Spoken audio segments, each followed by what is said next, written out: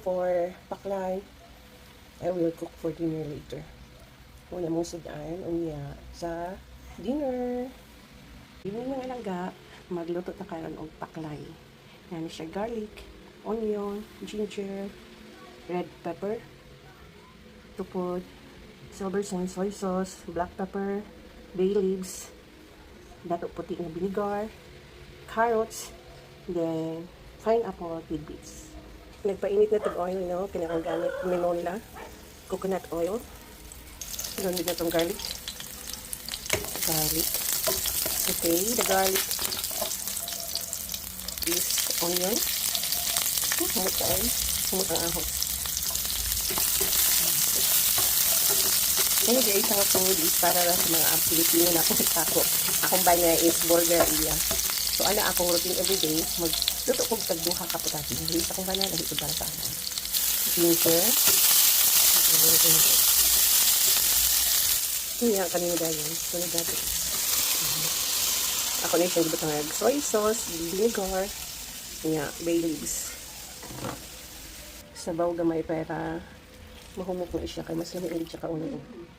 Humok. Butangin na ito og pamintang buo,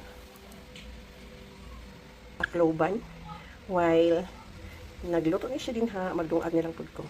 Butangin na ito ang tidbits. Ang sabaw na, hindi na ito pineapple din. Ano ito ang nor liquid seasoning para mas naglalo. Tangan ito ang carrots or carrots. So, really, pwede mo dili butangan, pero ako bilang para mas lamig siya tanaw. Yung dito nito magic sarap naman. Kulang ko siya sa parat-parat.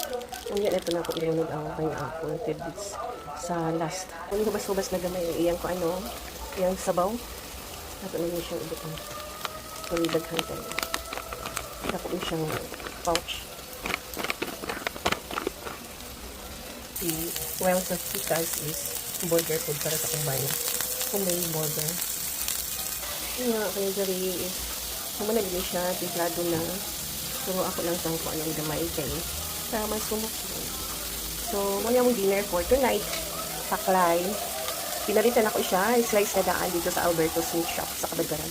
So, mga to. Thank you for watching. Have a good dinner, all of you guys. Love you. Bye.